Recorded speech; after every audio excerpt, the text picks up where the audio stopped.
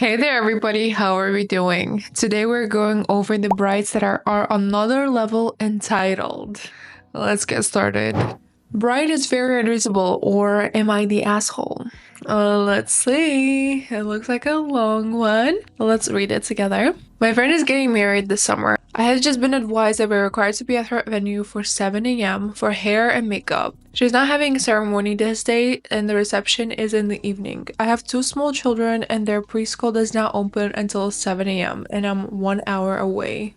I will be an hour late. I have asked the bride what time of slot for hair and makeup, and if I can be a little late so I could get my kids to school and be one of the last people to go. There's about 8 people doing their hair and makeup, but she refuses to tell me what time slot. I have asked her to simply ask the hair and makeup company if it would be an issue, and she also refuses to do so. I am just told you are to be there at 7, so the time slot doesn't matter. You were to save the date a year ago. What you mean? No. You're the only one that's causing me stress and making the problems my problems, and there is no excuse here. I have brought up the point that if I'm just sitting there for hours, does this need to be such a big deal? No. She basically told me if I'm not there at 7 a.m., I don't need to be in her wedding. What? That's super unreasonable. Yes, I understand her point, but this is super unreasonable. So complicated. Okay, I have already purchased the dress. I just feel this is extremely unreasonable. You spend so much money to be in someone's wedding and there is no appreciation for this. And this is how they deem it acceptable to treat you with demands and ultimatums. Yeah, I do not think you are the a-hole for this specific situation. I really think the bride is not doing a reasonable... She's trying not to be flexible, which I understand. It is her day, but it is your kids. You can't really just leave your kids at home and just be there at 7 a.m. This is not something that you control at this point, even if it's a year ago. At this point, I would just say you are not the a-hole, and yes, the bride is very unreasonable. And guys, we have an update. As the bride was saying to me, I'm stressing her out and making my problems her problems and refusing to ask the hair and makeup people. I took it upon myself and called the company. Good. Let's see what they said. They were really nice and told me it would not be a problem at all to take me at 9 a.m. Each bridesmaid will have an hour with hair and then an hour with makeup. I informed the bride and I was told that I'm sneaky and selfish for contacting the vendor, and I went behind her back. I mean, no, I still don't understand her. She's being very stubborn and it is very unclear why. It is very odd. You will literally be sitting there for hours. I really don't understand. So she kicked me out of her wedding and told me she will never speak to me again. I don't understand why I cannot contact the vendor and inquire about services that I'm paying for. You are paying for this. You are paying for this. Yeah, you are not the a-hole, in my opinion, for sure, but I understand where she's coming from. She's probably stressed out and it's her day. I don't know. Would it also been an issue to ask about hair extensions or a certain update or makeup look? I think this is so extreme and unnecessary for this to get to this point. Yes, kicking out of the wedding is completely unnecessary. I guess she was just really upset about something else, and it is super entitled for her to do that. Let's see what the comments said. This is seriously entitled. It's giving, this is my day and your silly life thinks children have to be set aside for it. Yeah. No, I'm not setting aside my children. This is my responsibility. This person doesn't sound like a good and supportive friend. I totally get wanting people to start together, but surely the better option would be to discuss with bridesmaids before committing to the time. The bride knows you have 2 small children but didn't consider how it impacts your schedule. My response would be, as I've already said, I have to take my children to preschool at 7 a.m. so I can get to you at 8 a.m. I would love to continue being a bridesmaid and support you on a big day, but taking my children to school is not a flexible part of my schedule. Exactly. I completely agree with Tokyo Phoenix 8. Love that. Yes, that is it. Like, you could really just tell that she's very entitled. She is literally giving, this is my day and nothing else matters, which is why you're not the a-hole. So yeah, let's see. This is a deleted comment. She's willing to dish you over the fact that you would be an hour late. There's your answer. Oh my the arsehole for not wearing the wedding dress my stepsister handmade for me. So I got married a few weeks ago. My dad's girlfriend actually has a daughter that's 21. Let's call her Zoe. She's just finishing up fashion college, so she will be getting her degree soon, and she actually wants to go into like designing wedding dresses and going down that route. But when I actually started planning the wedding, she said that she would Wait, her hair is beautiful. Can we talk about that? What? So I did actually agree at first because she'd only been in my life about a year, so I thought this would be a really cool like opportunity to get to know her a little bit more as well. And I had seen her portfolios for fashion and they were really good. But we met up a few times, and during those times it was when I actually realised our styles were drastically different and ideas were completely different. But in the end we decided and agreed on one, and I gave her my measurements and just told me to be like kept updated. But down the line she never did. I used to message her and ask if there was any updates, and she said when she got home she would send me some pictures, but they never arrived. And it took way longer than planned to finish it. I actually didn't get my wedding dress till a month before. When it arrived it was completely different to what we went for, and the design and ideas, it was so different. Looking at it I knew it was the exact same style that she would want to wear and nothing how I would want to wear. Wait, getting your dress a month before is so stressful because there's just so many things a bride needs to worry about, and honestly, getting it a month before is super stressful. Usually that happens like months in advance. I really, I know, I feel for this girl for now. Not the a-hole to me, but let's see. Not for a wedding anyway. So when I actually finally tried it on, it was 2 sizes too big. I knew I could probably get it altered, but I just did not want to wear it. Remember, I also gave her my measurements. So I rang Zoe and explained that I just didn't want to wear the wedding dress in the end. It was lovely, but not my style and not what we agreed on, and the measurements were all off.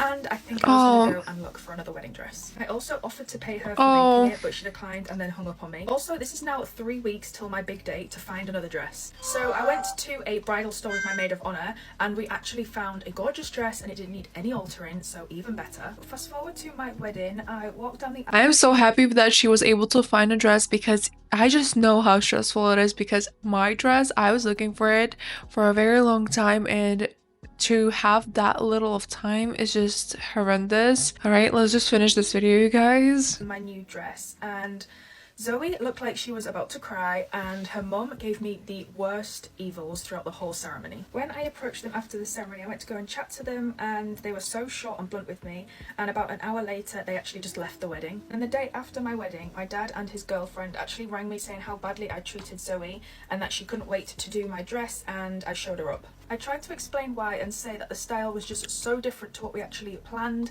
and the arrival date, really, it was 3 weeks in the end before my wedding, and I was stressing about it. It was supposed to have been done months and months and months beforehand, so I could have made a decision then. But Zoe's mum told me it was the most beautiful dress she had ever seen, and I just sucked it up for the day. But it's my big day. My husband and friends were on my side, saying that I handled it well. I have been feeling guilty since not wearing the dress, so am I the arsehole? Okay, good that your husband and everyone else was on your side. I'm really thinking that she was just competing with you at this point, but really, that is a dirty move, and you're not the a-hole. Just remember, this is your big day. You cannot worry about anyone else, and I guess we just have to stop getting stuff from family members at this point. Next. There's this girl going viral on the internet right now because she flew all the way out to Scotland for one of her friend's weddings just to find out that she wasn't invited to eat dinner with all of the other wedding guests. For the sake of the story, we're going to call our main character Amy. So Amy and her other friend Jill are invited to one of their friends' weddings in Scotland.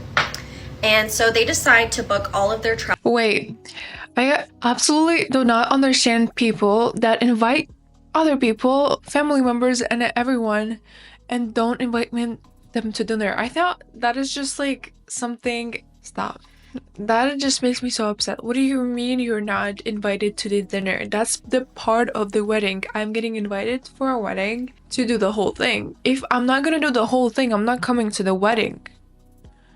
Okay? Travel arrangements together and go together all the way to Scotland for their friend's wedding. When they get to Scotland, they go to the bed and breakfast that they booked. It's run by this little sweet lady, and she offers to drive them to the wedding the next day. The day of the wedding, the bed and breakfast lady drives them to the ceremony. The ceremony's beautiful as expected. And after the ceremony, they remind everybody to go out to this other venue for the reception dinner. Amy and Jill call the bed and breakfast lady and ask if she can transport them over to the dinner. When they arrive for the dinner, they notice that there are seating charts at the entrance. So they're looking at the seating chart, trying to find their names on it to figure out where they need to sit. All of a sudden, the security person walks up and asks them to see their invitation. And they traveled a long way, so they didn't think to bring their invitation. So they tell the security officer their name, Amy and Jill.